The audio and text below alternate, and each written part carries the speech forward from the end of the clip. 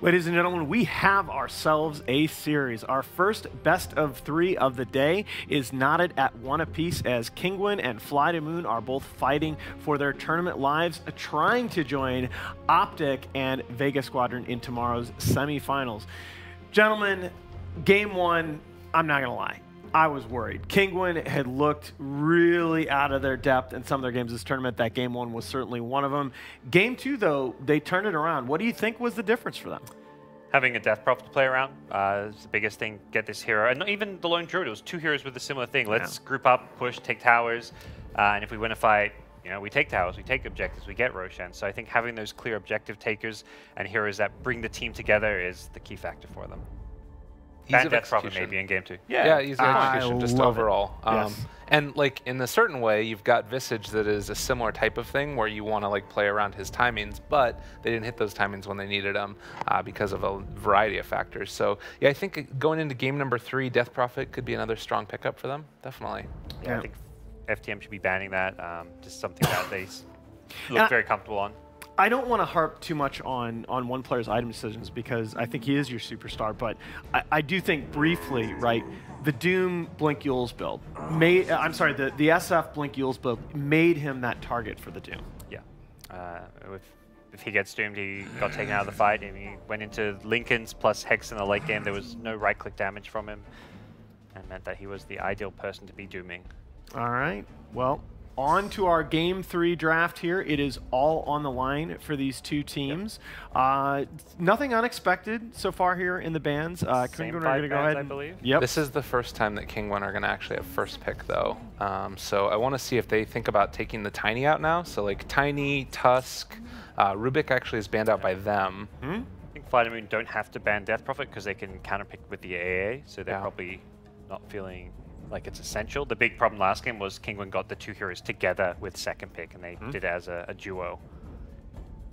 FlyToMoon may even learn from that. Yeah, they're going to ban the Tiny, knowing that's kind of, I think, the big hero this series. Even though it didn't look that good last game, Tiny's just so strong right now. I think that's absolutely the right ban. So I'm going to go back one second. I'm going to go back and say, I think it was so huge for Kinguin that Katsor showed some variety. That was the first. I talked about the fact that he only played 8 heroes in the last 61 games. That was the first time that he played Doom in that span, and I think it worked out so well for them. Yeah.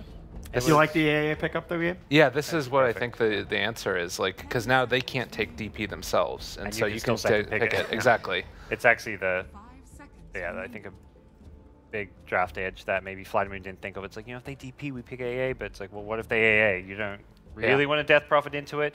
I think they can at least draft knowing that a DP AA is very likely, so they can prepare for it with all 5 of their picks. And we'll see what the answer is going to be there. So Tusk, they can't Tiny, so what's the other one? Razor was another one that was banned out early.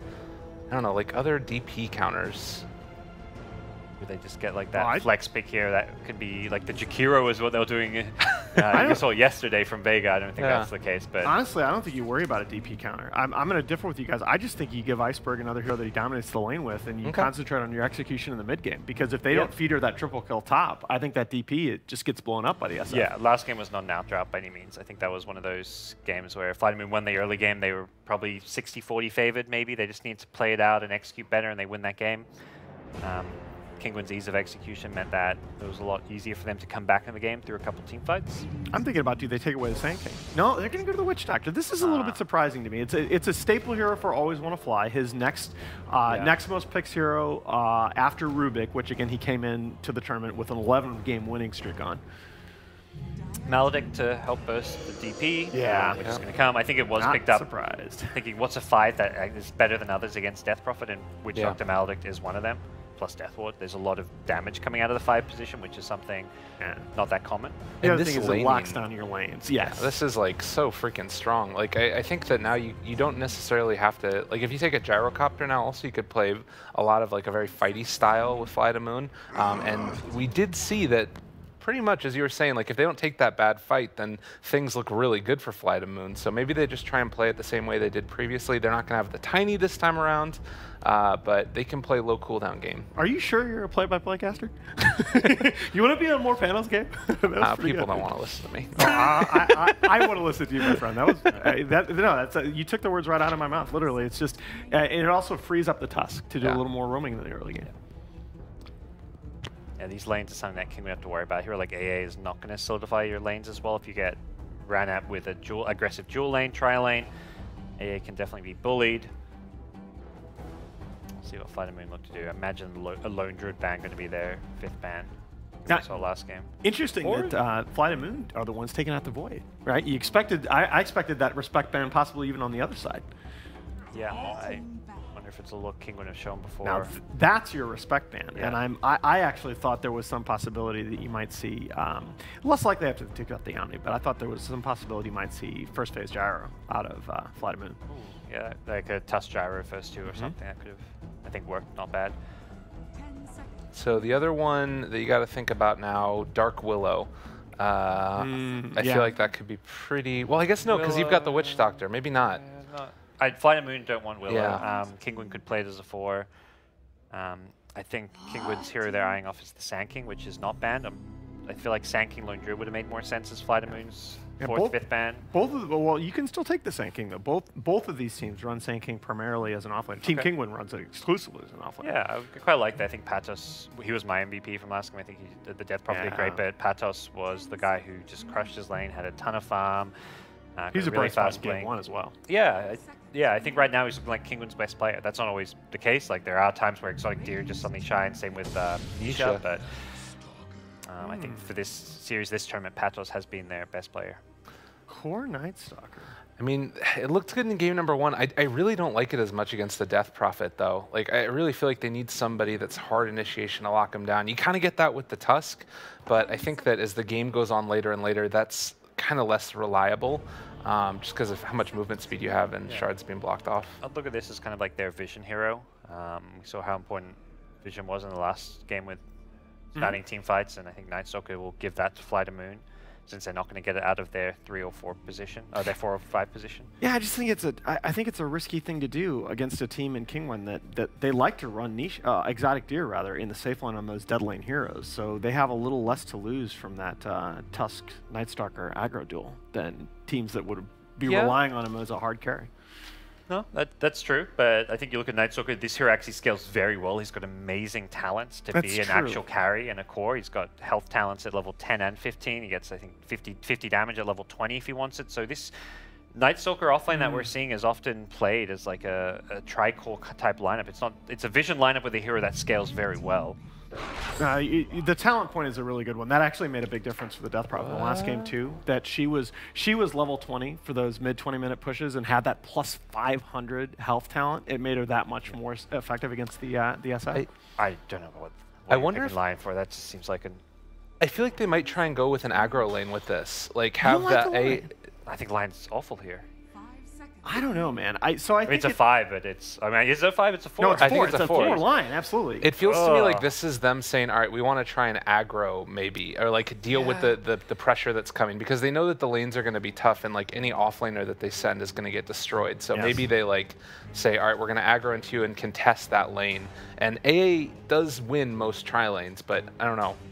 I think Lion is an anticipation pick. I think they are anticipating FlyToMoon picking up something like a Terrorblade or an SF for Iceberg, something that is going to be vulnerable to that burst damage. If that's the case, I would say pick your offlane and then save the line for 4th. All right, fair enough. Like it just because now FlyToMoon, I guess you deter them from picking those heroes. Well, well, apparently not. They're going to go right back to the SF. Oh, SF. I mean, I think this is a good SF game because line A, they don't roam. Line kind of has some slight roam potential, but it's not like a Earth Spirit. It's not a Tusk. It's not your traditional roamer. I'm going to submit to you that I think you're right, but I think that Lion and A are better roamers than you think. EG had been running A even before the patch, and Lion, now that he can cast Impale 4 times at level 1 and still have 30 mana left, which is it makes him a lot more of a threat to be active around the map. Yeah, I think not a roam in the sense like he's not doesn't have an initiation spell, he's not mobile. His level 1 Impale is very weak. He can cast it 4 times, but it's not a great setup or a guaranteed kill like compared to like a Rolling Boulder or a Ice Shard. You block someone with Ice Shards, you're dishing out a lot of damage. They're stuck in place for a long period of time. No, so with the Lifestealer pick, I'm actually going to just, I'm going to flip-flop here and reverse my position completely, because now you wish that 3rd pick was a Sand King, right? You wish that 3rd pick was your offlaner that's going to get that early Blink Dagger and be a consistent delivery mechanism for the Lifestealer. I guess if Sand King gets banned, you're guaranteed to, there's still plenty of other offlane options. Yeah. But they don't have any Infest Tiger right now. They must have been thinking if we pick Sand King, they're going to ban out the Lifestealer. Lifestealer's being the kind of big hero of this series, I feel. It's tough, though, because, remember, Kinguin has to pick their 5th hero first. And if you pick the Batrider, like, there's still like a Weaver in the pool. There's still even a Slark in the pool that can punish that hero in the lane. Although Slark is just... I mean, it'd be into a Lion. I think, like... All right. I think Batrider is maybe the play here, and then you figure out who you don't want to go for. There are a lot of other initiation heroes. Very difficult against a lot of these heroes. Night Stalker gives vision. Tusk has a snowball save. Once he has a Blink Dagger, it's pretty easy to get that off. Witch Doctor in the lane is pretty tough because he's one of the better zoning supports. So I think it's a challenging back game. Yeah, I think if they bat, FlyToMoon, Snap Pick Weaver. And yeah, having a good tanky frontliner would be nice here. Tide? They banned Razor, so I think they're thinking of something which gets countered by Razor. Underlord. How could we forget it? Yeah, that hero has looked so good in this tournament. He's he's an amazing tempo controller. That Atrophy Aura just takes so much of the punch out of these right-click cores that FlyToMoon has shown this series, and the Firestorm is just one of the most effective. It's one of the most efficient damage-dealing nukes in the game right now.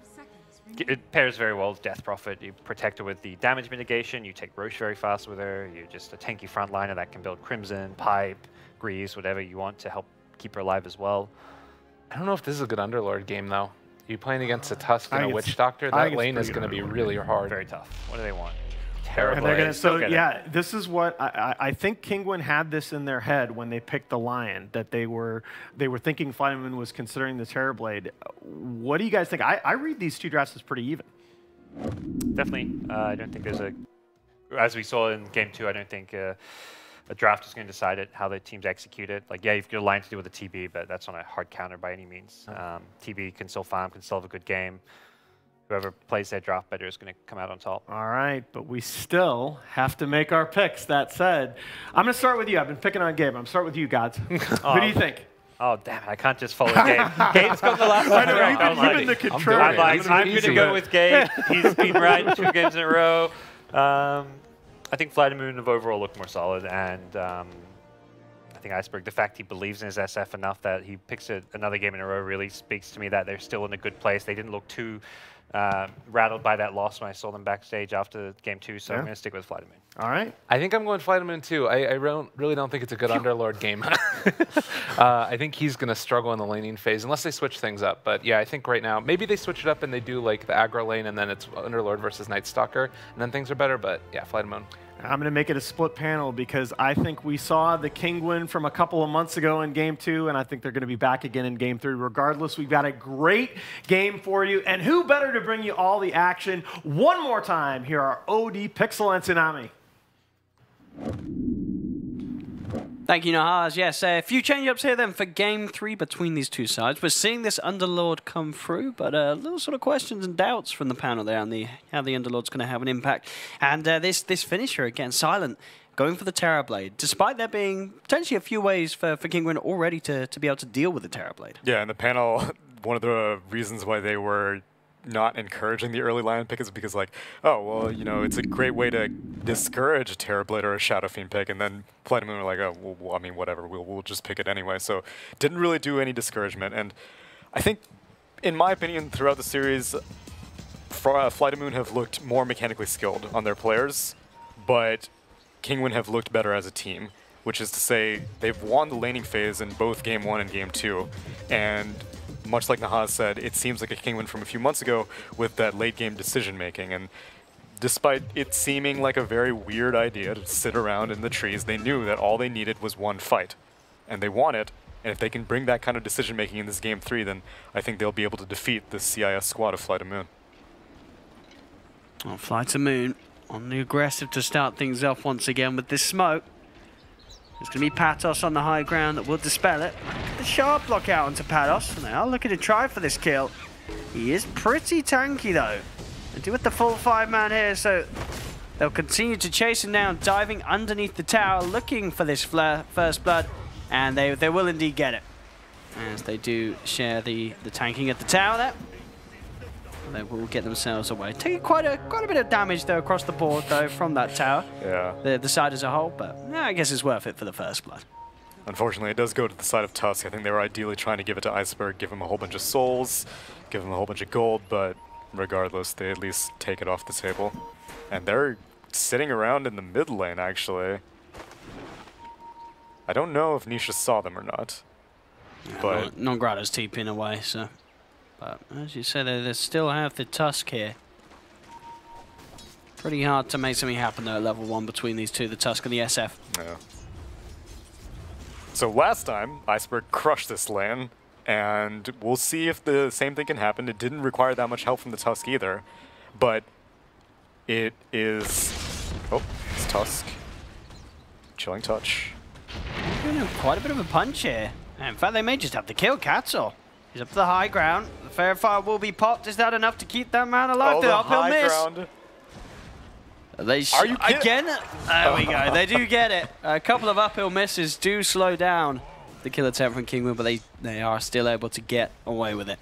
Yeah, line with 2 fairy fires and a windlace. He was really desperately wanting that, and they get some redemption on the Tusk. Always want to fly it, doing quite a bit to Patos. Did get a pretty good body block off onto him there, making sure that there was extra time for the creeps to punch into him as well. I mean, can he actually finish this one off? The salve is going to be popped. Patos will be able to hide himself as well to make sure that Always Want to Fly cannot cancel it. So Patos does manage to get that pull round. Yeah, he wanted to make sure he didn't draw aggro, otherwise the tower would start hammering him again. And we'll see how much support this Terrorblade is going to need. Underlord, in theory, should crush a Terrorblade, even with the help of a Witch Doctor. But Silent's a fairly good farmer. We've seen that time and time again. And the panel was kind of not enthusiastic about the Underlord pick, which seems like heresy to me. I feel like Underlord, every game is a good Underlord game, but I can see the justification.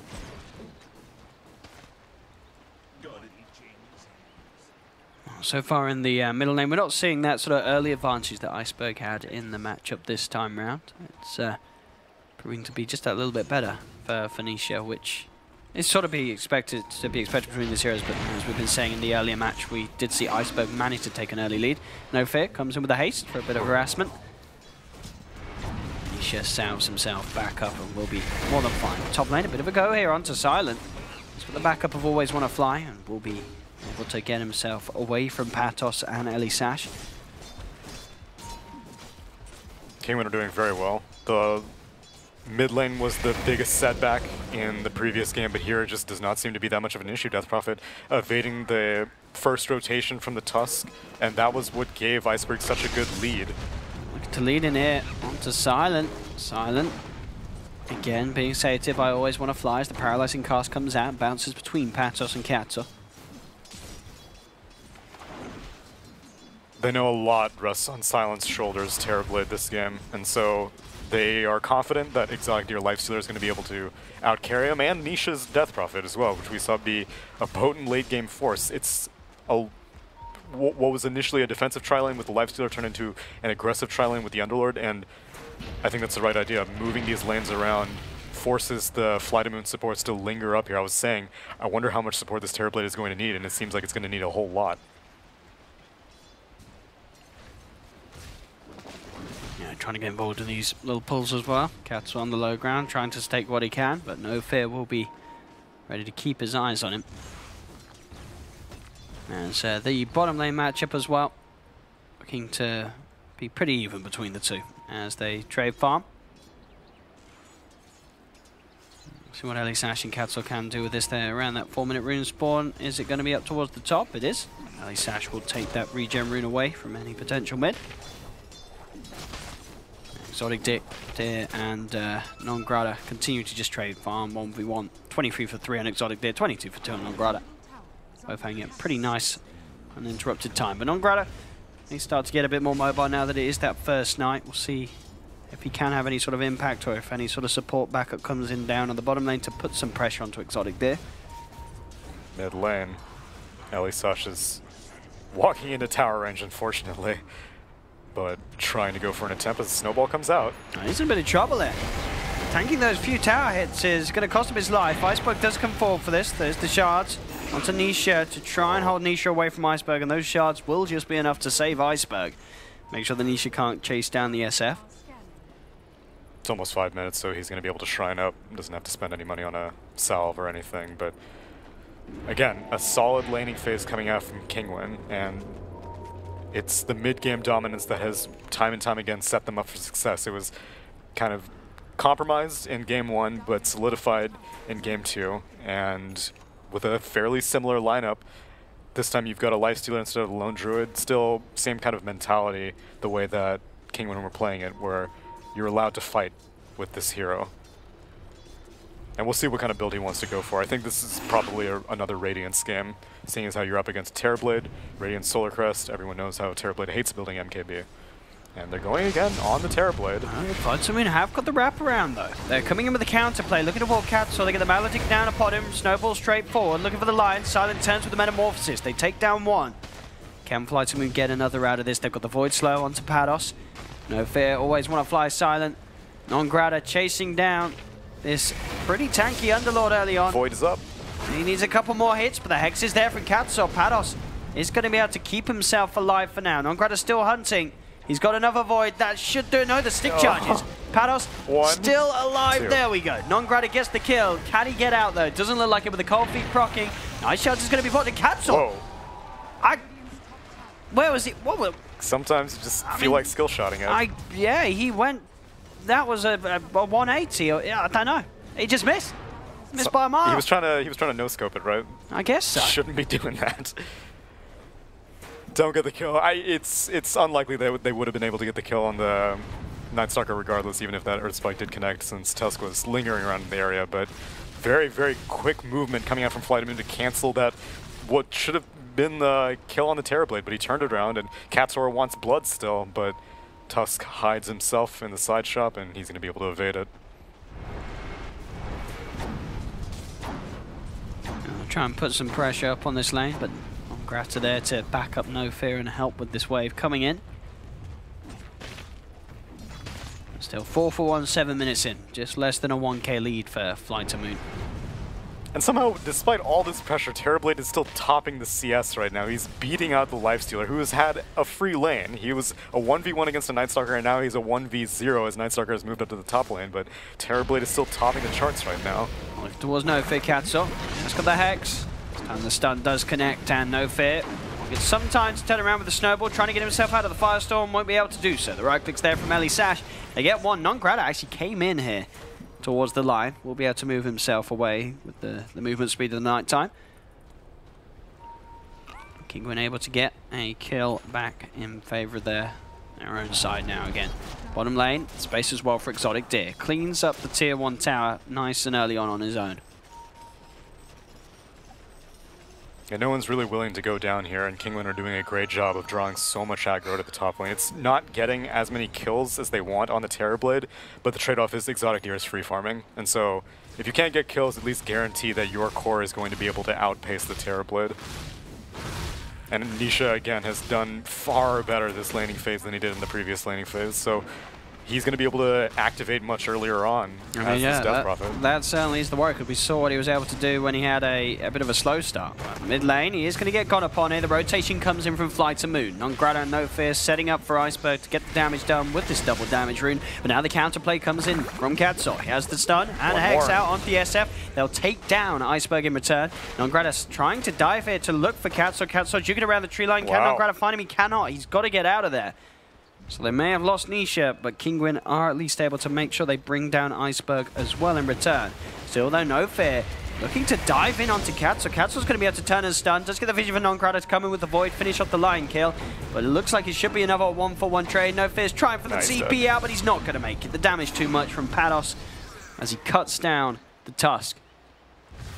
And the trades remaining even in the mid lane, but overall this is space where Silent, he himself now has to pressure onto that tier 1 tower top.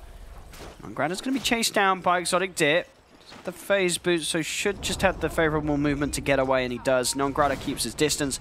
Yeah, Silent up top finishes off that tier 1 tower. More money into the bank of the Terrorblade, but as we're seeing, both Silent and Exotic Deer very close in these position 1 roles, both at around the 4.5k net worth. Yeah. This roaming duo of Lion AA has been incredibly effective. Roaming duos is something that we don't really see anymore. Even during the panel, we were like, oh, is it a 4 Lion? Is it a 4 Ancient Apparition? They're both sharing the roaming role because Lifestealer did not need any help whatsoever in the bottom. They show up to the mid lane after Death Prophet dies, get that turnaround kill on the Shadow Fiend, and between Cold Feet, Hex, and Earth Spike, there's a ton of crowd control that you can get all these Chilling Touch attacks off with just 2 supports.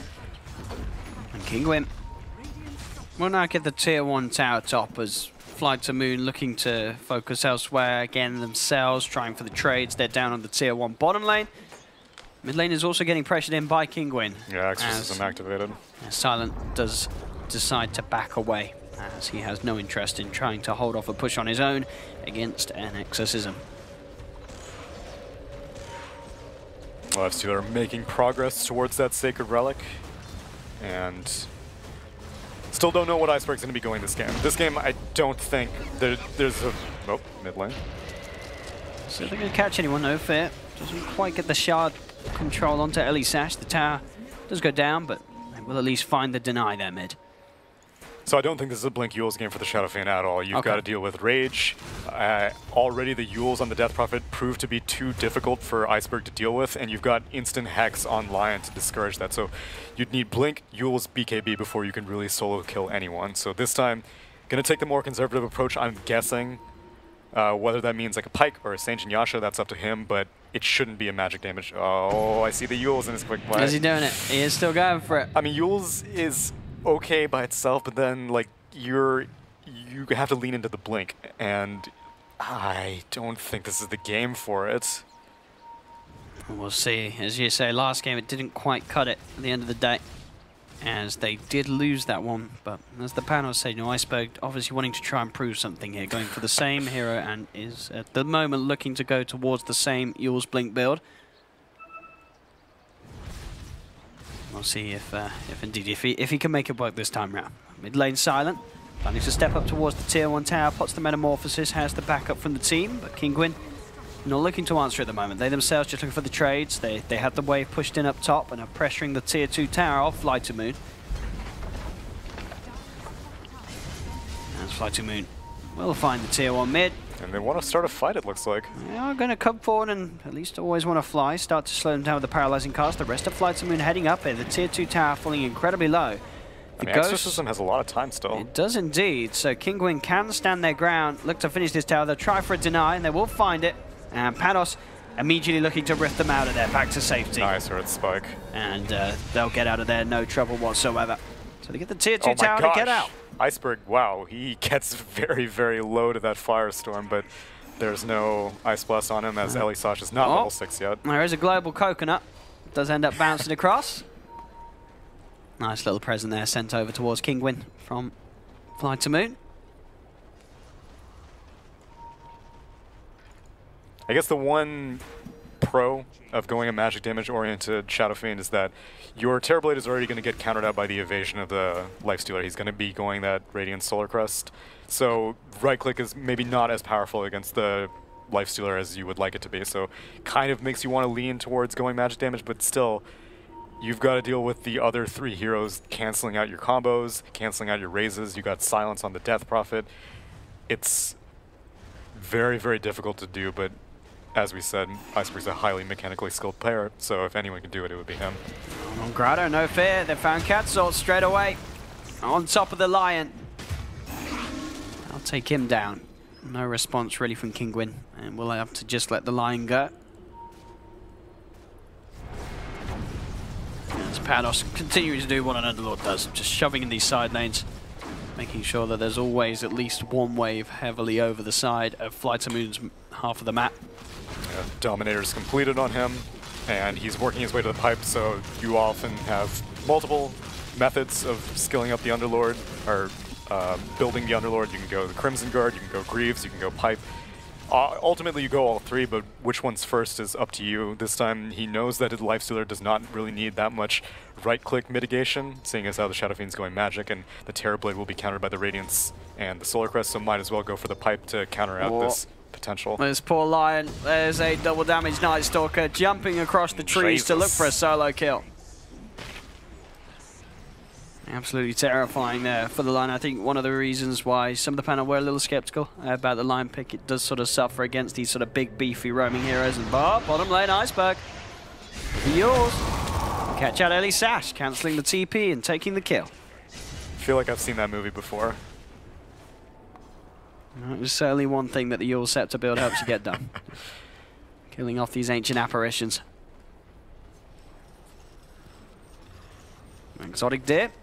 500 gold, and he will have that completed Radiance on the Lifestealer, and then we'll start to see Kinguin potentially get a little bit more active with the backup of Nisha and his exorcisms and the Radiance Lifestealer. Yeah, and Terrorblade is going for, I guess, this newfangled build of Sange and Yasha. It's a popular way to not be useless in the mid-game, and seeing as how Underlord is a very mid-game oriented hero, and Death Prophet is about to complete her Yules, you're going to need to be able to show up to fights and not just farm relentlessly as the Terrorblade, so makes sense. It's a nice blast. Does not connect on the Iceberg. Nongrad and Onfer inside, and they're positioned to jump forward, and look who's there, it's the two supports. Katso and Ellie Sash taking the brunt of this attack as FlyToMoon coming straight away. Kinguin just getting a little too close to that tier 2 tower. They didn't have vision themselves around this point, so it was always going to be a bit of a dangerous place for them to try and move up into. Yeah, the AA used the Ice Plus, he saw Iceberg dodge it, and he was like, how could he possibly know that? So he put a Sentry Ward down in the bot lane, but he was really just Night Stalker with his amazing nighttime vision that saw it. And we have Radiance complete for Exotic Deer. And Katsor's going for a Blink Dagger on this Lion, which it's idealistic. I feel like the initiation that they had in the previous game of Death Prophet going in face first is really what they need, and Katsor just needs to stay alive. He's going to consistently get Crippling Feared silenced by this Night Stalker. He's going to get probably comboed by this Shadow Fiend if he shows himself, but he's going to go for the initiation, and the rest of Kinguin are be taking off this Roche. Which no Solar Crest or Medallion up on the Exotic Deer yet, but Exorcism still looks to be chipping it away, but they know as the Sigil comes in. Let's see what they can do to try and stop this. They don't have Silent with them for this fight. They may just have to let this one go by the looks of it. I mean, they're trying to get in with the Tusk, but he's getting controlled outside of it, and indeed Kinguin take the Roshan, get the Aegis on Exotic Deer. They pick off the kill onto No Fear, as well as always want to fly. As FlyToMoon do lose 2. This Lifestealer getting bigger and bigger. Mid lane Iceberg. Yeah. Did try for a quick play there with a Requiem, but instantly an Ice Blast comes out in return. Nongrada looking to chase down Ellie Sash. Pados trying for the blocks and such to get Ellie Sash out of there. He is ticking down to the Earnest Shadows. It's enough damage. Nongrada will be able to find the AA, and it may just cost him his life. As he'll try for the TP out, he's not going to make it. They have the damage, Pados and Nisha. Taking down Nongrada. Not worth it there for FlyToMoon in that attempt to take down an AA. Yeah, ultimately it's 2 supports of Kinguin go down. You get an Aegis, and the Tusk, Witch Doctor, and Night Stalker all go down on the side of FlyToMoon. So maybe this is the game that Kinguin doesn't botch the mid game, hopefully. Because so far it's looking clean. Well, it is. These sort of Roshan timing the call to play it and make it look very solid as FlyToMoon just didn't have an answer. Iceberg is trying to hide. He does have the blink, gets himself nice and far away from Exotic Deer, Nisha, and Pados. No way to get anywhere close or to cancel the TP, so Iceberg will be able to get back to safety. There's the push, ready to come in once again. Nisha, not quite got the exorcism. How long are we looking at? 30 seconds. So that's okay, 30 seconds. And Silent is still doing his best with the split pushes himself on the Terrorblade. Shoving in that top lane. But will be scared away by the appearance of Panos as he TPs in on the Underlord. And he can rift back to the lane if he wants to. So the siege continues. The Kinguin are feeling strong. Just want to fly, just pop up the cast, just force out the rage from Exotic Deer. FlyToMoon, can they try and take this fight? That is the question. So with the stun and the finger on the sidelines, they're looking to burst down on Grata with a Hex and the Ice Blast, they will. Non-Grata down for 35, Panos rifting in, looking to continue this fight. He's got the route down onto Always Wanna Fly, they're diving in, they're chasing. They've also managed to surround No Fear, as No Fear looks to commit with the snowball, but he's into the midst of the entire lineup of Kinguin. Kinguin finding 2 kills, finding the tower, and now putting pressure up to the high ground with the remainder of this exorcism. What can FlyToMoon do to stop this? They pop the fortification. Shards do catch Panos. They ball back on No Fear for this one. And with the ghost wearing out, it does look like Kinguin will back up, but Kinguin, they are finding these sort of plays and trades. Looks like they are still hanging around though. They're hanging around the pit. They want to try and turn, but Iceberg dukes it out with his blink, hits the Requiem off from the sideline. Exotic Deer pops the rage. He's trying to focus down the Shadow Fiend, but the damage from Silence is actually bringing Exotic Deer down pretty damn low. He'll take the Aegis out of the hands of Exotic Deer. They'll turn towards Nisha. This is FlyToMoon striking back hard with the Sunder as well. Silent back up to full. Exotic Deer goes for the rage TP out. He'll make it away, but the rest of his team will not be as fortunate as FlyToMoon turn up. This time things favoring themselves as they're able to get Silent involved in the fight. If that had happened at daytime, that would have gone so much better for Kinguin. They had the ward on the Dire Secret Shop cliff, but it turned to 20 minutes. Nightstalker gets a super long crippling Fierce Silence, and he also gets all the vision in the world. Kinguin had a pretty strong idea, but unfortunately they just did not have the quick enough initiation. A blink maneuver by Iceberg to get out of that potential pit, and now he's going in. He hasn't got the Requiem. Just trying to set up the razors. He won't be able to do so on himself, but he's got the backup of his matey, Non-Grata, on the Nightstalker. Comes in and will set up for them to bring down Katsaw's Lion. I'm not as upset about that mistake from Kinguin. The other times, their tier 3 sieges, those were kind of optimistic, and this one was too to an extent, as Exotic Deer does get reflectioned. But I see what they were going for, and if it worked, it would have been great. It's just, you got to consider the opportunity cost. You just took a tier 2 tower, you still have Aegis, and the Aegis was lingering around for a long time. They didn't need to force a fight that urgently to be like, okay, well, Lifesteal's going to lose this Aegis, we might as well just like send him first into a fight, and if he dies, then we can follow it up. But they gave they gave FlyToMoon a big opening back into this game, as now they are 5K net worth ahead. 22 minutes in as well, but doubling the kills, 18-9, managing to keep hold of that base as well, despite Kinguin going for those early game siege attempts with Nisha's Death Prophet. Oh, and Iceberg has BKB completed. Blink Yule's BKB at 22 minutes.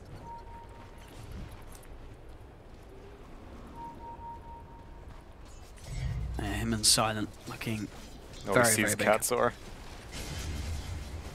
Not going to go for it though. Get back, Always Wanna Fly says. A lot of people, they're on Kinguin, ready to pounce on Iceberg indeed if he does commit. And I think Iceberg, he does know.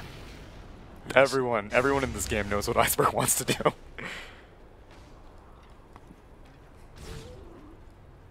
BKB pretty much complete for Silent. So this Terrorblade They see Underlord. is going to be pretty invincible in these fights.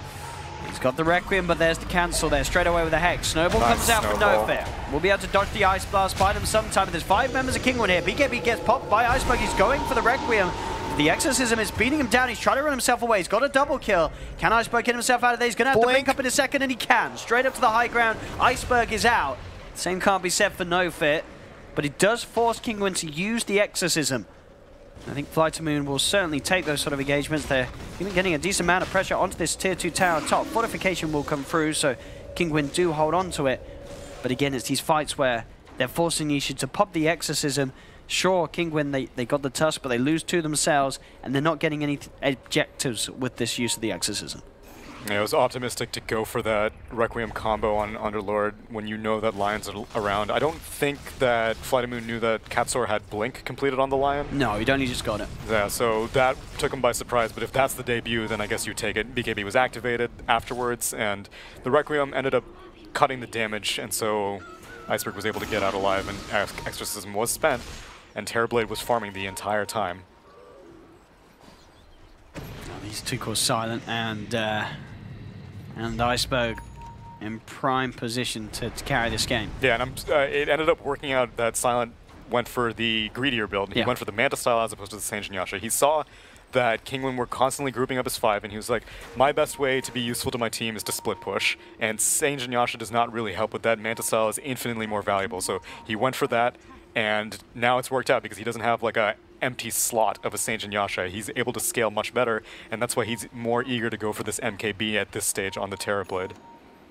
Yeah, I think that the Manta definitely has a lot more benefits this game around, especially playing against the DP Silence, exactly. the route from the Pit Lord. A lot of things you're looking to try and get yourself out of. Make sure you can get those Sunders in the team fights. And checking out the pit at the moment, Roshan won't be quite back up yet. And Kinguin certainly having to be a little bit more careful. Mid lane, Tier 2 tower is going to be taken here by the illusions of Silent, as Kinguin are starting to push out on this top area of the map. Maybe looking for a potential sweep around towards mid, where Non Grata and Always Wanna Fly do show themselves. Smoked up on Radiant. They're looking for something. And they find Always Wanna Fly. They do. They jump in. They manage to find the Witch Doctor. It's just the support there for the cost of that smoke movement. Not necessarily a big kill at all that Kinguin would have been hoping for. Non Grata, he would certainly be a nice one to take if they can get away with this. Exotic Deer's looking for it. The TP will be there in time. No way to cancel it. So Non Grata gets himself away from the claws of Exotic Deer. Both teams are going to wait for Roche. It's going to respawn in 30 seconds. Radiant have a siege creep dominated parked inside the pit, and ideally Silent can start sending some illusions, or you send the sigil to verify the status of the pit, but as has been the theme in this entire series, these Roche fights are make or break. And Tusk now completes a Blink Dagger. Iceberg very close to having the completed Hex. So again, exact same build that we saw from last game. Yeah. Still needs to, but with almost certainly chance he's going to try and slow the game down, focus on the levels. As level 25 is obviously the dream point when you go for this sort of build on the SF, but we'll take a bit more time to get there as he's just reaching towards level 21 at the moment. Still obviously making very good progress on the XP. It's just not going to quite be that level 25 for still a bit of time. Yeah, but he's the highest level by a long shot. Oh yeah. Level 17 is Death Prophet, and she's the highest now. They're going to try and jump in. They get the Hex immediately onto Katsor. That's going to be one down. They've lost the Tusk in return. Iceberg pops the BKB, the Requiem, turns towards Nisha, but Nisha's got the Eon Disc. Trying to focus Iceberg here, but the Death Fort, in fact, from Always Wanna Fly, doing a lot of damage here to the Death Prophet. Nisha gets taken down. It's going to be a double kill for Silent.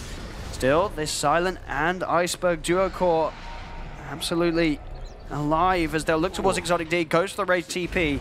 He'll get out of there. This is FlyToMoon taking the fight, looking towards the pit. Katsor and Ellie Sash will have the finger. They've actually managed to take down Iceberg themselves, these two supports.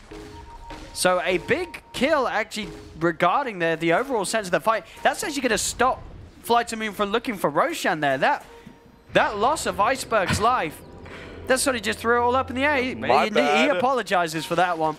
It's because Always Wanna Fly didn't say get back. I guess so. I mean, how are you supposed to call shots? His team didn't sort of rein him in, but... You stop that. You stop that right now. And that's Iceberg dead for 50 seconds. Yes, and... Because he is such high level, as we were saying. And Exotic Deer can absolutely take this Roche with him and these supports. Oh, dear. Exotic Deer. Can't have touche. Sigil's coming in to cruise it out. And Exorcism will not be up. It's down for 70 seconds, so I think we're just at a détente. I'm pretty sure that FlyToMoon are going to contest this, because... Oh, never mind. I forgot Underlord's in the game with the Firestorm. Yeah, they're going to be able to do this pretty quick, pretty safe for the beef. And damage from Pados. This will be the Aegis and Cheese for Kinguin. FlyToMoon can't get over here in time. And indeed, that costly loss of Iceberg's life, meaning that team fight, that attempt for Roche gets put to a stop, and Kinguin are able to get that Aegis and Cheese into their hands. Cheese going the way of the Death Prophet. In the qualifiers, many times I both used pub star as a term of endearment and a criticism against Iceberg, and that was a pub star moment. He was trying to superstar onto the last two remaining supports, but the roaming duo was effective in the early game with the Lion and Ancient Apparition, and it's proven to be effective still as we go into the late game, as now Katsor is the vehicle for this Lifestealer. We'll see if they can find a target to jump upon. At the moment, FlyToMoon pretty split up across the map. Mid lane always want to fly. The only one nearby. Another tower will be taken by FlyToMoon. They are able to push in on top, Silent with the illusions. They do take a tier 2. Iceberg can always want to fly, just keeping the distance from this mid lane push. Yeah, they've got to sit back. Aegis is going to be up for a very, very long time. But Kinguin want to find kills. They don't just want to find only objectives. Iceberg heading forward there with the first raise. You know, these stat changes actually benefit Magic Damage Shadow Fiend quite a bit. He has 7.3% spell amp right now, which isn't anything dramatic, but for a hero like Shadow Fiend, being able to clear out the creep waves with raises, it kind of becomes difficult during the later stages of the game when the creeps get beefier. But if you get int scaling now with spell amp, it makes it a lot more viable. Yeah, that's true, yeah, with the Hex build. That's a lot of int. And he's still working his way to that 25, which, as you mentioned, invaluable for this build as they shard the deer. Deer just pops the rage. Let's go to work on the tier 2 tower. Fortification comes out from FlyToMoon. Trying to push Kinguin away from this advance that they're trying to make. And it will work for now, but Kinguin, they'll just happily turn their attention towards the top lane. Start to push in the wave towards the base of FlyToMoon. Exorcism, Aegis, 2 siege creeps. What more could you ask for? Are they going to want to go for this niche? Yeah, they are. The Exorcism is out. High popped as well. I mean, that's sustained for Nisha to stand on the high ground. Can FlyToMoon get any sort of a jump in? There we go. Iceberg goes in immediately, but the Ion Disc is there. Buying time for Nisha. Iceberg pops the red grip, but Paddle says, we're getting out of it. He's looking to take them out straight away. Can he get them out in time? He can. Only the Lion will fall. Everybody else gets taken back to safety on Kinguin. These Eon Discs are proving to be so incredibly valuable for Nisha in Game 2 and now in this game as well. And no one really interested in building a nullifier to purge it off on the side of FlyToMoon yet. Right now, Terrorblade is working on the Scotty, so that's going to take a while. He completed off the MKB first to deal with the Lifestealer, but yeah, these Eon Discs are really making life difficult because Nisha, he didn't even go for the Blink Dagger build this time. He has just move speed, and he's not level 25 yet, but he's got the Yules, he's got the Eon Disc, and now he's working on a Shiva's Guard.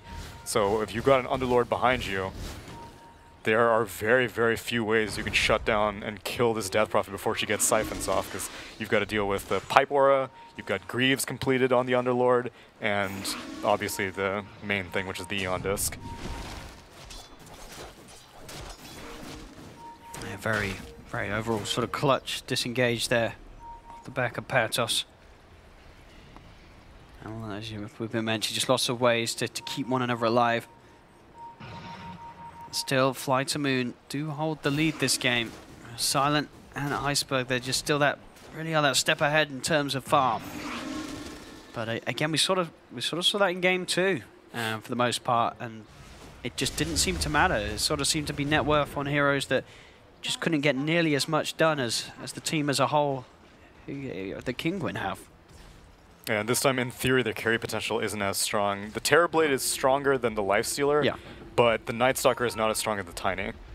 And so you're seesawing in another direction that doesn't go quite as late game. Granted, Night Stalker has potentially more utility. He's sitting on a lot of gold, and he looks like he's going for Lotus Orb, whereas the Tiny in the previous game was mainly interested in dealing damage. And so this game, it may be in your best interest to make sure that your Shadow Fiend and your Terrorblade stay alive as opposed to dealing your own damage.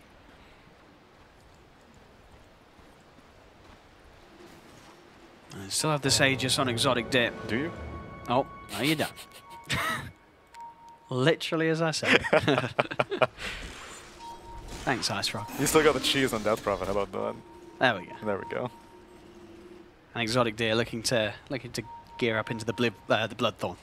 This is next. Oh, nice. Next time, so that extra bit of damage that, I mean, that can certainly help. They get the Hex down and stuff onto Silent, have some other sort of lockdown. That can offer the damage then required to bite through. Yeah, and I think the value Tanky against Terrorblade. the Tusk will also be very, very important because Yeah. the banishes are very irritating. Especially since Tusk has Blink. Wrap around here from FlyToMoon. They're coming in from the back, and Iceberg gets the midst of them all with the BKB, the Requiem. It's absolutely massive. It's start the fight. If they turn, they burst down Cats or Panos. He's looking to get the rest of them out of there. Kill him. They got him. There ain't no Taxion today, but Nisha has managed to punch back with the Exorcism. Exotic Deer's found the double kill. Buybacks Nice coming out from the side of FlyToMoon. They're looking towards Nisha. They've got the control. They'll take down the Death Prophet. And non-Crowder and Always Want to Fly. They've found more as well. They've got Exotic Deer. The buybacks paying off. And that kill, as we saw, coming just in time onto Pados. As he must have, it must have been very close to getting that Dark Rift off. Had to be milliseconds, I'm sure. That they collapsed so quickly on that top lane. And for a team that has been praised time and time again for playing around their Observer wards, they were proceeding blind in that top lane. Darkness was popped immediately. The Death Prophet is surrounded on all angles, and they don't even really worry about her too much. It was all about the Underlord. Yeah, an excellent way for FlyToMoon to start the fight, and Iceberg's willingness to just go in, immediately commit with a Requiem, really reducing sort of the output of the damage from Kinguin, as we saw. The majority of it pretty much all came from Nisha's Death Prophet. Now, the push coming in from FlyToMoon. There's no Death Prophet for 25 seconds. They'll take the mid-melee racks. FlyToMoon, double damage as well on Silent, helping for this push as they go down towards the bottom, take the tier 3. They're looking for a second set of racks, and they're going to get it. Kinguin cannot put a stop to this push, as that team fight lost, that smoke play from FlyToMoon, getting them absolutely everything. Lifestealer is in a very difficult spot right now. You are getting kited around by the Scotty on the Terrorblade. The Iceberg Shadow Fiend is about to hit level 25. He's level 24 and 3/4, so he's going to have that cooldown reduction on his Scythe of Ice. Not only that, he's got the Octarine finished as well. Oh, and the Arcane Rune. And the Arcane Rune. I mean, if he pops the ore, what's the Blink Dagger timing go down? It's probably, let me think. So 2 or 3, Arcane. do the maths. Arcane, I can't, oh wait. Oh, it doesn't show me what Arcane does. I don't remember. I want to say it's like 20%. I'm just gonna make an educated guess. I'm gonna say that Blink Dagger has a must be something crazy. 4-second cooldown. I reckon it might be less than that. Was right. Actually, no, I guess Blink Dagger cooldown did go up, didn't it? A few patches. Yeah, we'll see. So it's 8.4 right now. He has hit level 25, so he's got 40% cooldown reduction right now. But he's going to be jumping and hexing and it's not BKB. Additive, so like you can't add 40% to the Octarines like straight up 25% and then add like another 25%. It's like, 2-second blink cooldown. Sure. If you do the maths, it's all multiplicative. But we'll see. We'll see. He's got that Arcane ready for the next fight, at least Iceberg, and he is 25. I am not. I'm going to stay clicked on him for the rest of the fight because he's got that Octarine backpack. I know he's going to activate the Arcane Rune, immediately swap the backpack. Get the Octarine straight in. Yeah, and then I'm going to hover over every single one of his spells to see all the cooldowns. It's going to be pretty crazy if he gets the chance to go ham in these fights. Oh, he will. He'll die trying, I guarantee it. Or succeed trying. 16k lead at the moment for FlyToMoon. This game looking very difficult for Kinguin to climb back into now. Oh, they're going to be conservative. They're going to wait for Roche. I guess you can do that, but the Arcane Rune's going to time out. Well, he can still swap it. So Roche respawns early as possible, respawn. Very fortunate luck for FlyToMoon. Kinguin, very unlikely to be able to get out of here at the moment. They're just having to hold the base. Okay, he did it. Let's see. Octarine is on backpacking.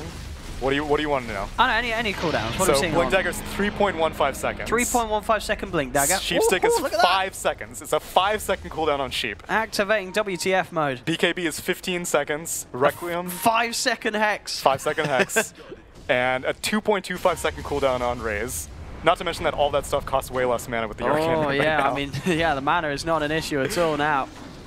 for this little time where the Arcane Rune is active. Come on. I mean, even when the Arcane Rune is not active, of course, with the Octarine and the cooldown reduction is still pretty crazy. I want to see Storm Spirit Fiend activate. Why isn't he diving? Let's see. Is he going to get in there? He's got a few seconds left on the Arcane. He's going to jump in. There's the first Hex, the BKB. He's got the razors coming out, but the Glimmer Cape will keep Pados safe. Hex him again. It's up again. See, Iceberg has been loaded by the team. The Arcane Rune has worn off. I guess a 10-second Hex is still pretty good. I'd say it sounds balanced to me. Now, this Spellcaster SF build, we have seen this in the past, and for every reason, when you hit 25, it is start to really time to pull out the plays. He's going to go in straight away on the backline. So with the BKB and the Requiem, Disc is out on Nisha as well as the Exorcism. Kinguin are keeping themselves alive. They'll turn towards Non-Crowder, starting to force this Night Stalker away. He'll be able to fly himself up to the high ground. Self-fuels here by Iceberg. He has been nullified though. Exotic Deer focusing and the finger comes out, but it was the self-finger. He fingers the Lotus Sword cancel, takes it to the face. He'll buy back immediately, and they have been able to bring down the SF once. But he's got the Aegis. Whoa. Iceberg straight back in onto the top. Pados is looking to take the team out of this one. And she's going to cancel it because he realizes they can take this fight. They've brought down the SF at least. But is it enough? Because Silence does still stand strong. The SF kill may be enough to sort of allow Kinguin to turn this one around. They are having to expend buybacks. Protection for him. Nisha focuses the Witch Doctor. Non-Crowder still on the escape. Can Katsu close this gap? We'll see if he has to blink back up in a second. It doesn't look like it's going to be soon enough. So Non-Crowder gets out of there. I mean, they do manage to stop the push, but it does cost them. They have to buy back on the Death Prophet. But they managed to kill off Iceberg. This is the big kill, this SF. He respawned after his Aegis, and even with all these cooldown reductions, the BKB was not available as he had just used it in the fight. So he blinked in and immediately Lion Hex. Amazing Lotus Orbs coming out from the Night Stalker added to reflect that finger, which it was mid-projectile that he put the Lotus on the Shadow Fiend, and then it just fried Lion himself. He had to buy back. Death Prophet ended up having to buy back. And Exorcism is down for right now, but you've got a double damage rune on this Lifestealer. Let's see how much they can get with this. Obviously the big thing is Silent. Similar to game one, this is a man that hasn't died yet in this game. He's 907 on the Terrorblade. He's been playing, for the most part, the farm game, but as we're seeing, when he offers himself to these sort of pushes, they pretty much have to ignore him, Kinguin. This Terrorblade is pretty indestructible. And I'm curious what he's going to go for on his level 25. Since they are ignoring him, I'm kind of more inclined that maybe Metamorphosis' attack range is better off, because you've only got one tower left to siege before you get Mega Creeps. So the Sunder's so good. It's very good. It's so good. It's very, very good. As you say, we'll see. As you mentioned, he's not really been in any threat himself of getting low. So right. I guess, yeah, the Sunder, he's not really going to have low HP to try and swap into the enemy. Exactly. So we'll see what he does. I mean, I suppose he could save allies, but you'd need to park illusions around. That is true. Yeah. And that could be pretty big actually. Yeah, if he's able to sort of save Iceberg, keep the SF alive for a little longer, get him sort of the timing to get out a second Hex in a fight and such. Or buy enough time for his second BKB to come back in the same fight. Could still be pretty huge. So. Yeah, looking at Exotic Deer, he's on top of the Nullify, 3,500 towards that Bloodthorn. They're smoking up. Let's see what they can get here. Can they get themselves into the base as Kinguin are staying on the high ground? 17k lead, still 2 sets of racks up. They know that these buybacks have been used. If they can get any of these big kills, they'll certainly be able to close up the game in the series, FlyToMoon. Someone needs to defend. Top lane has a dominated siege creep and 2 other siege creeps going, so Silent realizes that that's the bigger priority. And if FlyToMoon want to play the most conservative, the idea is you just wait for the next Roche. They've got full map control. You've got Night Stalker, who does not have an Aghanim Scepter, but still, once you have level 18 Darkness, you can keep Darkness active for a very, very long time. The enemy team is never really feeling confident enough to leave. They've got 3 Observer Wards spread out in the Dire Jungle, the middle lane, and the Northern Jungle, so, well, Northern Jungle, one just dies, but right now Kinguin are paralyzed. They don't feel confident. The only thing that they can do is just keep top lane pushed out. There's the full day list for Silent. And what did he take at 25? Oh, is he 25? He took Metamorphosis attack range. Yeah, you're right. You're right. As I said, it's got to be because he doesn't feel of any threat He himself. doesn't trust Iceberg anymore is the problem. I mean, that's sure. As we said, he could have maybe saved his teammates a bit more with the 5 seconds. But he is the team. But this is true. He just cares about himself, and rightfully so at this stage, with as big as he is, as long as he can maximize what sort of impact he can have in the team fight. It should be enough to allow FlyToMoon to close the game up. Yeah, I want to say that his attack range is, if you hover over Metamorphosis, it's 850. But I don't know if that's focusing in the... Oh, he had a Dragon Lance at some point. He dropped the Dragon Lance for the Daedalus. Yeah. So not as much range, but maybe that's part of the reason why he also ended up going for that talent. So then, yeah, it's 850, which is pretty damn far. Yeah, and it is super nice against cores such as the lifesteal. Exactly. Just that extra sort of kite ability. Yeah. He'll grab the Arcane Rune for himself, Silent, so he can keep the illusions constantly out. Keep those lanes pushed in, and as we're seeing at the moment, all 3 lanes are being pressured into Kinguin's base. Let's see what Kinguin can do in an attempt to stop this, because Silent is absolutely massive. 31,000 net worth. Oh, he's going. He's popped the Metamorphosis, wants to get the use of it out at the back of this Arcane Rune. There will be the jump in for Katsu, gets the Hex, but the BKB's out from Iceberg. Iceberg blinks forward, looks towards Katsu, but the Grease and the Force keeps Katsu alive. Pados turning things around as he pops the pit out onto the few of them, the Silence as well onto 3. FlyToMoon are forced to back off, but this is the Ghost expended from Nisha, so FlyToMoon can wait out the Exorcism and look to re-engage after it's worn off. On the flip side, Metamorphosis is also spent, though, so I think both teams are... FlyToMoon's just going to be like, yeah, we're just going to sit here until Metamorphosis times out. The cooldown is going to be a little bit low, though, thanks to the Arcane. It is. They're actually able to find a stun onto him here. He will be, again, saved by a Force. Oh no, AA. Ooh, that Glimmer came in the fight again. People just aren't dying here. They're keeping one another alive. Elisash will be able to get back in, but now Silent turns towards him. He gets a little too close. They'll lose the AA. He'll buy back immediately. I don't know what that AA's plan was. They gave him a second lease on life, and he's like, no, I deserve to die. They got me on that one. I can't. I got to give it to them. 45 seconds until Metamorphosis. A little bit longer than that until Nisha's going to have the Ghosts available. I mean, Roche has potential to respawn in 20 seconds. This seems excessive. Metamorphosis isn't even up. Oh, look at this towards mid. They've got the stun onto Iceberg. Iceberg limited force back. Iceberg will survive up top. Silent getting focused. He gets the BKB off. Turns with the Sunder onto Pados. He's back up to full health. Exotic Deer inside of Katsu. Katsu jumping forward, looking for the stun. Won't find the connection, but Exotic Deer jumps out. He's got another fight down. The Lotus Orb there onto No Fear, given the chance to turn and punch. Glimmer Cape buying some time, but it's not enough. No Fear will fall. Buys back immediately. Wants to get himself back over towards the team to continue to join this effort to end the game, as Metamorphosis will be back. 3 seconds. Very, very shortly. Exorcism's down for another 45. That Arcane Rune kicking in if they want to continue. They're thinking about it. As you say, maybe thinking about whether they do want to hold back for Roche. Unfortunately, it's a very, very late Roche. 2-minute respawn. But, I mean, they got 2 minutes. What's the urgency? They want to do it. They've got the Metamorphosis. They are going to jump in, looking straight away towards Nisha. Nisha has the Eon. Spies himself.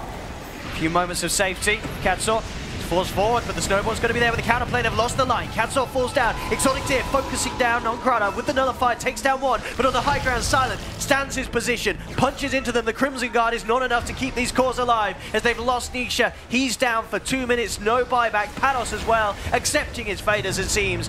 He'll buy back immediately, but Non-Grata, he's hunting down the backline as finds Elisash in the tree line. He'll fall. Iceberg jumps in with the Hex. They've got the Silence onto Pados. Exotic Deer looking towards Non-Grata with the nullifier, but Pados taking so much damage here from Iceberg as Iceberg gets the triple kill. Exotic Deer surrounded. They're all going down. The buybacks will come out from Exotic Deer and Katsu. Can they really do anything to hold? Katsu's trying to go in with a Hex, but the damage is too much here as he'll fall. The Ancient is exposed, and FlyToMoon will get the victory here as GG is called by Kinguin. FlyToMoon take the series 2-1, knocking Kinguin out. The CIS team's on the up and up. Vega Squadron coming in top 4, and now FlyToMoon making their journey upwards. They defeat the European squad of Kinguin. The home crowd is very happy about this happening, but it wasn't the cleanest series. Both teams... I think it was for Silent. Yes, I feel like. yes, He's had 2 games definitely. where he didn't die at the end of that one, did he, at all? No, I don't believe so. I mean, he didn't get MVP in game 1. I mean, No, come on, this guy, he is literally carrying his heart out, Silent. Yeah, 13-0-11 on that Terror Blade. He was having a hell of a game on game 1 on that Faceless Void. Yeah. beautiful encore performance on this Terrorblade now, so it's still, I think your decision-making was suspect. Like, a better team would have waited for the Roche. There was no real need to go for that high ground stage, and if they had lost it, they would have immediately thrown the game back into Kinguin's favor, but the same pattern happened in all 3 games. Kinguin wins the laning phase, basically secures at most a tier 3 siege, and then after that it just falls to pieces. Absolutely, but what a series here for FlyToMoon, as you said. More and more hope here for the CIS teams here at Star Ladder. FlyToMoon with a very confident showing, and Kinguin, definitely a lot of things to think about as they get knocked out from this minor. FlyToMoon, some very, very impressive mechanical plays, and they're starting to bring it together as a team. For now, we'll head over to the stage to get an interview from FlyToMoon. It was the first victory for FlyToMoon on this stage, and here with me Nongrata for a short chat. So I bet it was your kind of first victory on the big stage at all, yeah? Yes, I'm so excited about this. Yeah, I'm very glad we won. Good games. Nice. How does it feel to play in front of your home crowd, like people were cheering for you and everything? It's just amazing. I feel support. I feel every single people who supports me. I'm very proud, to be honest. And I bet it's your first live interview in English, yes? Yes. What's more terrifying? What? What scares you more, playing or actually? This interview, we lost first game because I didn't want to speak English on the stage. I remember you. Kind of shy. You told me. Yeah. Well, let's talk about the games a bit. It was the first game, if I remember. Russian panel chose Iceberg chose Silent as their MVP, and the English panel chose Iceberg as the MVP. Who was the MVP in your opinion? First game, Silent solo carried 1 versus 9. Like. As well as third one. No, third one was team game. Team MVP, I don't know. First game solo Silent, last one I don't know. Also, I know that yesterday was Iceberg birthday. You celebrated it somehow? Yeah, a bit. We didn't drink or other stuff, we just... I know you had a cake. Yeah, we had a cake, yeah, sure. Life Stealer cake. Yeah, Life Stealer, very tasty cake. We ate this, and that's it. We're Well, going to celebrate after LAN. Okay, yeah, you're gonna have time to celebration. Now have your rest and see you later. And we are going back to our panel. Okay, thank you.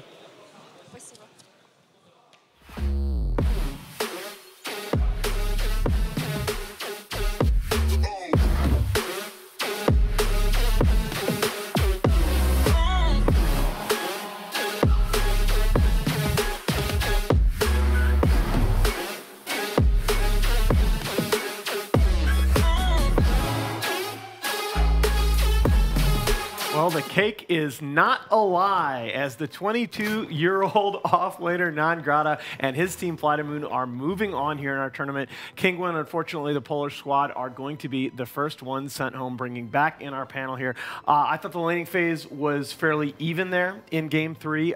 Maybe a slight advantage to the side of Kinguin, as our casters were pointing out. But where did it all go wrong? As it felt like at some point in that mid-game, just FlyToMoon seized control and never let go.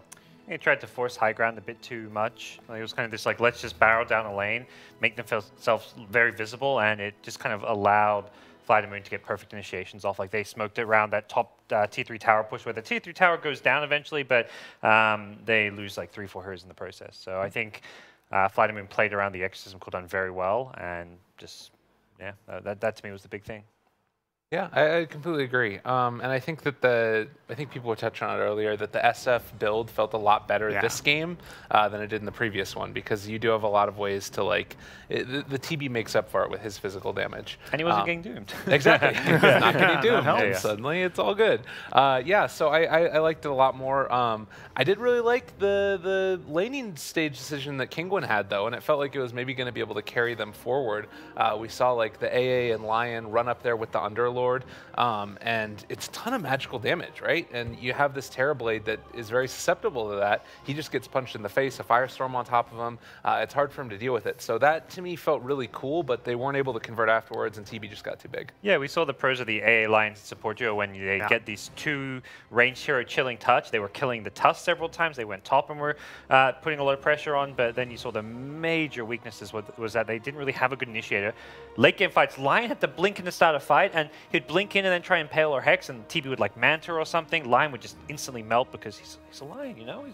It's not the hero you want blinking in first, but he has to. Who else is going to?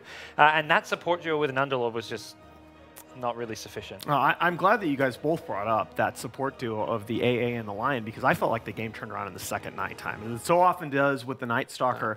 5 straight deaths, 3 on the Lion and 2 on the AA on that support duo of Kinguin during the second night time. They had done well in the lanes. It felt like, as we talked about during the draft, that burst damage combo with the AA Frostbite was going to be able to threaten the 2 cores, but all of a sudden they fell way behind as a result of just dying to the Night Stalker in that second night. They weren't really killing TB. They were getting kills on supports too with their early game. So TB was never set back, silent. Had another fantastic free game where he could just farm away and carry. And yeah, the support duo got very late level 6s. Lion didn't get until I think 14, 15 minutes in, so they just didn't have that burst they needed. And you talked about the Night Stalker being able to pick them off. They're just food at that point. Like it's also sort of the change in some ways you could say about the patch, where you have these heroes that are less tanky than they were previously. They don't have the magic resistance, so Void does more as well to them. It's like little things, but it does make a difference. And they probably would have been dead anyways. A couple times Night Stalker pick up a DD and just would eat them alive as well. Yeah. So it felt like it was a lot harder game for Kinguin, and there's just that timing when everything starts to go wrong. Yeah, that first fight that we saw in the highlights there, to me, it was very similar to the Nisha triple kill on Death Prophet in the last game, in that when you look at the item timings that came out from FlyToMoon as a result of that fight, all of a sudden Shadow Fiend has Blink Yule's BKB at 22 minutes, Terrorblade has Dragonlance Manta BKB at 27 minutes, and they're just equipped to take these fights. The underleveled supports of Kinguin, as you said, Lyrical, are just food from that point on. Yeah, and I think there was a big mistake with the itemization on Underlord, not getting the Crimson Guard earlier. He got the Hood, which is okay. It makes yourself tankier, harder to gank, but upgrading to the Pipe, then getting Greaves, the main source of the damage was the Terrorblade. The Pipe doesn't help against SF because the Rec Room is typically being used to blow up one hero. I think not getting a Crimson early, that fight there where he doesn't get the Dark Rift out, if he's a Crimson there, he gets out, his team are kind of saved, and the game is still in pretty even footing. At this point it was pretty even, but they lose all these heroes, and suddenly they lose bottom racks, and game kind of gets lost off of this. So I think the itemization there was not the correct one. Yeah, absolutely. And by this point, I mean, boy, I tell you what, Iceberg may not have invented the caster build on SF, but it felt like he perfected it, as just before this game with the Octarine level 25 talent and Arcane Rune active, he had a 3-second cooldown on a Blink, 5-second cooldown on his Hex. I mean, very, very difficult for Kinguin to take this fight. It felt like he kind of got a little bit too excited with himself there. He like kept on jumping in, jumping out afterwards. Can you blame him? And well, exactly. He blinks in and gets Hex instantly. Yeah. That's it. He respawns from Aegis, then blinks in aggressively and insta-dies, but I like that they recognized that it was better to give the Arcane Rune to Silent because of the meta cooldown, which was kind of the important thing. Yeah, it's great for SF to get his cooldown shorter and shorter, but they're already short enough. Like, give that Arcane Rune to the Metamorphosis TB who's cooldown. The fact that Medic had a like 40-second shorter cooldown than Exorcism in that final fight made all the difference. That's how they got the Mega Creeps and sealed the deal. Although by that point, I'd say it was pretty smooth sailing for FlyToMoon regardless of what happened. Yeah, you have to be encouraged if you're FlyToMoon after the series, because I think that the 2 games you won, you played so well around these item timings, just managing the game and understanding when your heroes are strong.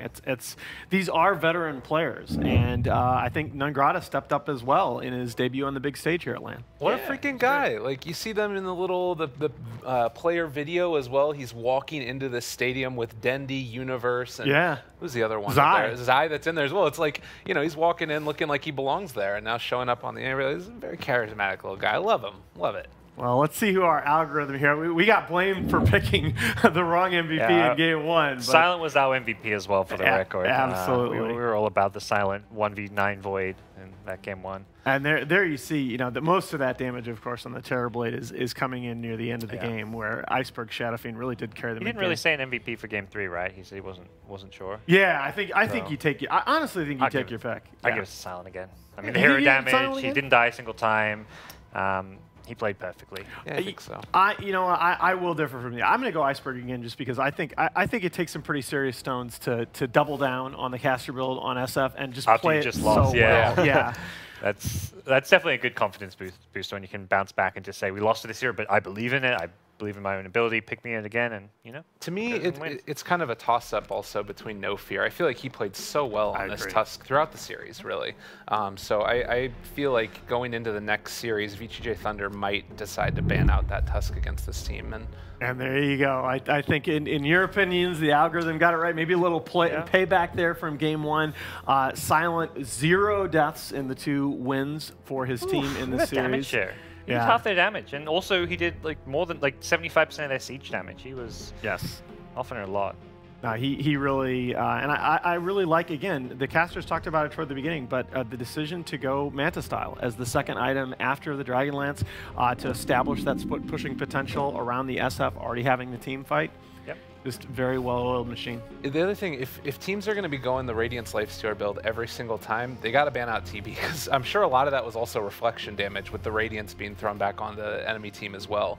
I think that is still, I think people have gone away from it a little bit, saying that, all right, Radiance Lifestealer, you pair it together with an ET or something, it can work. But to me, it just feels like it's still a strong counter, and I don't know, it's tough. All right.